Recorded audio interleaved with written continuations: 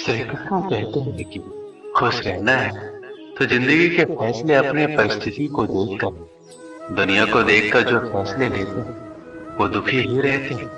जिंदगी में हैरानी भी होती और बहुत परेशानी भी होती। सब कुछ अच्छा होता जब ऊपर वाले की मेहरबानी होती। सबको यहाँ अपनी जिंदगी से शिकायतें हैं। जिंदगी तो वही जीते हैं जो हर वक्त मुस्कुराते। जीवन में दिखावा दुख देगा, सुख चाहिए तो हर काम को दिल लगा दो।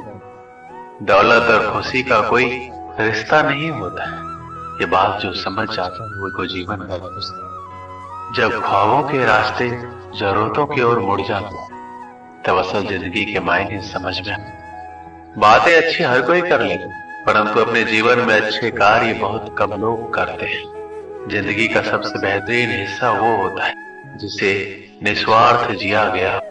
रुलाती है, हंसाती है, गिराती है, उड़ाती, कभी दूर कभी पास, अपनों के लाती है ये जिंदगी। हमें कितना कुछ सिखाती। इस दुनिया में हर इंसान उस चीज के लिए रोता है जो उसके पास नहीं है। जब वो चीज उसके पास होती है तो उसका वो कदर नहीं करता। जितना गैरों से सतर्क रहते हो उतना ही अपनों से भी सतर्क रहना चाहिए, क्योंकि सबसे ज्यादा धोखा अपने ही देते हैं। यही जीवन की सच्चाई। 1 रुपए की औकात रखने वाले 1 लाख बताएंगे। ऐसे लोग सिर्फ आपका दिल दुखाएंगे। ऐसे लोगों से दूर रहना चाहिए। जिंदगी में कोई तब तक ही ईमानदार रहता है जब तक उसे बेईमानी का मौका नहीं मिले। अगर आप काबिल हैं तो आपके हिस्से में मुश्किलें जरूर आएंगी। ये मुश्किलें ही आपका ताकत बढ़ाएगी। बेवजह और बेसमय जो सोते हैं वो जिंदगी भर रोते हैं।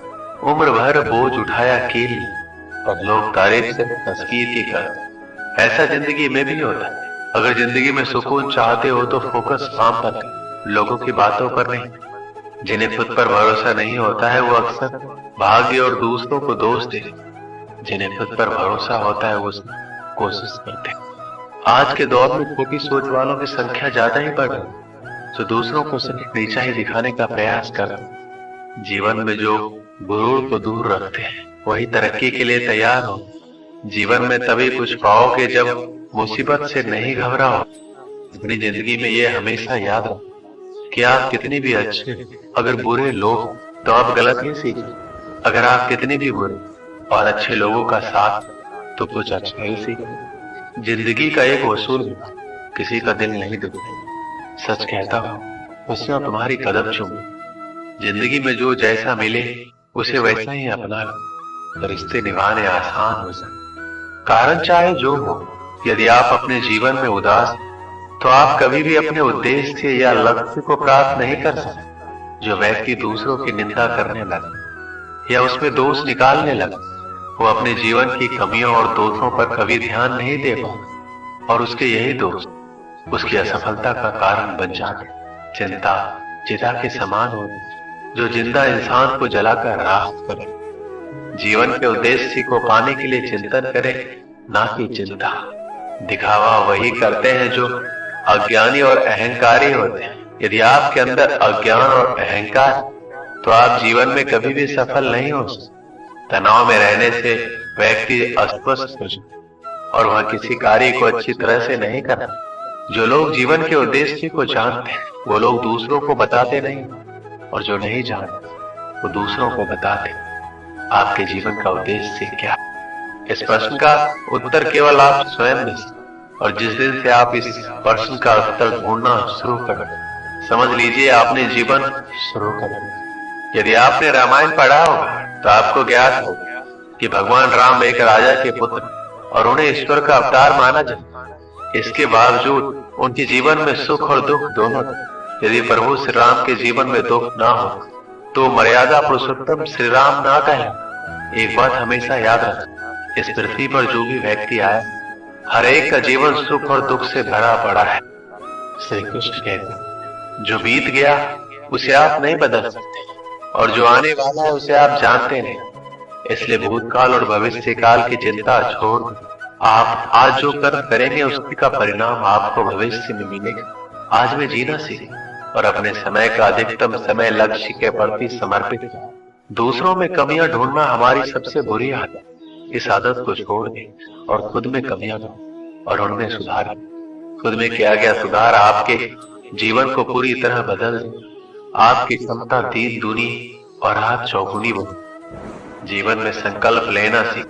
उदाहरण, अगर आपने सोचा है कि आज हमें ये कार्य करना, तो उस कार्य को निश्चित ही करें।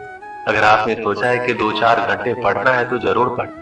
भले ही मन पढ़ाई में ना लगे, पर एक अच्छा आदत बने जिससे आपको सफलता की एक सीढ़ी चढ़ने में आपको मदद मिले। त्याग करना सीख। कई बार क्षणिक सुख के लिए हम अपनी कीमती वक्त बर्बाद कर। उदाहरण के लिए बुरी आदत, दोस्तों से ज्यादा समय तक फिजूल की बातें कर, ज्यादा देर तक टीवी या फिल्म देख। कई बार जब हम पढ़ाई करते हैं तो ऐसे दोस्तों के साथ रहते हैं जो पढ़ाई में बाधा बना, उन्हें छोड़ नहीं पाते। जरूरतमंद की हमेशा मदद करें, उतनी मदद जरूर करें जितना आप कर सकें। इस आदत की वजह से मन में सकारात्मक विचार आते और हृदय प्रसन्न रहे। इससे जीवन में आनंद और खुशी बढ़ना। खुश होकर जो भी कार्य करेंगे वो बेहतरीन हो। जब आप फेल हो तो आपका पूरा 1 साल बर्बाद हो जाए, और जब आप अपने जीवन में असफल होते तो आपका पूरा जीवन बर्बाद हो जाए। इसलिए समय का सही सदुपयोग। श्री कृष्ण कहते हैं, अपने कार्य को ईमानदारी पूर्वक, खुद से झूठ ना बोले। जो आप नहीं कर सकते उसे छोड़ दो, जो कर सकते हैं उसे बेहतरीन तरीके से करें। यही बात आपको सफल बनाएगी। समाज परिवार के डर से निर्णय ना। जब सफल होंगे तो सब आपकी तारीफ करें।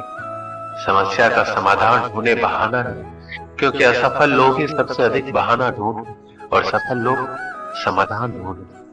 अगर इस दुनिया में कोई भी काम जो आप दिल से करना चाहते, तो उस काम को इस दुनिया में एक भी ऐसा इंसान है जो कर रहा है, तो आप भी खेल खेल में उस काम को कर सकते। गिरते रहो, भटकते रहो, सीखते रहो, लेकिन कभी हार मत मान। जब लोग आपकी नकल करने लगे तो समझ लेना जिंदगी में सफल हो। कमाओ, कमाते रहो, तब तक कमाओ जब तक महंगी चीज सस्ती ना लगे। एक कक्षा में अध्यापक छात्रों को पढ़ाया, तभी कक्षा के 2 छात्र आपस में झगड़ने लगे। उनका झगड़ा देखकर अध्यापक ने पूछा, क्या बात, तुम दोनों ऐसे झगड़े क्यों कर रहे हैं? एक छात्र बोला, सर ये मेरी बात नहीं सुन, बस अपनी बात पर अड़ा हुआ है। दूसरा छात्र बोला, सर मैं इसकी बात क्यों सुनूं? ये जो कह रहा है वो गलत। ऐसे में इसकी बात सुनकर क्या फायदा? इसके बाद दोनों फिर से आपस में उलझ गए। दोनों की सुलह कराने अध्यापक ने उन्हें अपने पास बुलाया। दोनों छात्र अध्यापक के डेस्क के पास जाकर खड़े हुए, एक डेस्क की ओर और दूसरा डेस्क की दूसरी ओर। अध्यापक ने डेस्क के दराज से गेंद निकाला और उसे डेस्क के बीचों बीच रखा। उसके बाद वो दोनों छात्रों से बोले, इस गेंद को देखकर बताओ ये किस तरह की है? पहला छात्र बोला, ये सफेद रंग की गेंद है सर। दूसरा छात्र बोला, नहीं सर ये तो काली। दोनों के उत्तर एक दूसरे से भिन्न थे, लेकिन दोनों अपनी बात पर अड़िग थे। दोनों में फिर तू मैं हुई। अध्यापक ने दोनों को शांत कर अपने स्थान बदलने को। दोनों ने अपने स्थान बदले। अध्यापक ने फिर वही प्रश्न दोहराया, क्या बताओ कि गेंद का रंग कौन सा है? इस बार दोनों के जवाब एक दूसरे से भिन्न। अब पहले छात्र ने कहा, सर गेंद काली है, और दूसरे ने कहा, सर गेंद सफेद। लेकिन अब की बार वो अपने खुद के जवाब से हैरान। दोनों अध्यापक को समझाते हुए बोले, ये गेंद 2 रंग की बनी, एक तरफ से देखने पर सफेद दिखे, दूसरी तरफ से देखने पर काली। तुम दोनों के जवाब सही है, फर्क बस तुम्हारे देखने। जिस जगह से तुम इस गेंद को देख रहे हो वहां से तुम्हें ये वैसे रंग का दिखाई दे रहा। जीवन भी वैसा है। जीवन में किसी भी चीज, किसी भी परिस्थिति या समस्या को देखने का नजरिया भिन्न हो सकता। ये जरूरी नहीं कि जिसका मत आपसे भिन्न वो गलत है, ये बस नजरिए का। ऐसे में हमें विवाद में पढ़ने के स्थान पर दूसरे के नजरियों को समझने का प्रयास करना चाहिए। तभी हम किसी की बात बेहतर ढंग से समझ पाएंगे और अपनी बात बेहतर ढंग से समझा पाएंगे। दोनों छात्रों के अध्यापक की बात समझना और दोनों ने अपना झगड़ा भुलाकर सुलह। इस कहानी से हमें क्या सीख मिली? जीवन में परिस्थितियां भिन्न हो सकती, उन परिस्थितियों के प्रति लोगों का नजरिया भिन्न हो सकता। हम अक्सर किसी भी परिस्थिति को जाने बिना अपनी टिप्पणी देते और अपनी बात पर अड़ जाते। ऐसे में विवाद या बहस की स्थिति निर्मित होती, जो अंततः संबंध बिगाड़ने का कारण बन जाती। इसलिए किसी भी बात पर अपनी टिप्पणी देने के पहले परिस्थिति या मामले की अच्छी तरह जानकारी ले लेनी चाहिए। साथ ही यदि मत भिन्नता की स्थिति बने तो दूसरे के नजरिए को समझने की कोशिश करना चाहिए, ताकि विवाद नहीं बल्कि बेहतर संवाद स्थापित हो सके। दोस्तों, इस वीडियो में बस मिलते हैं अगली वीडियो में। अपना ख्याल रखिए। जय श्री कृष्ण।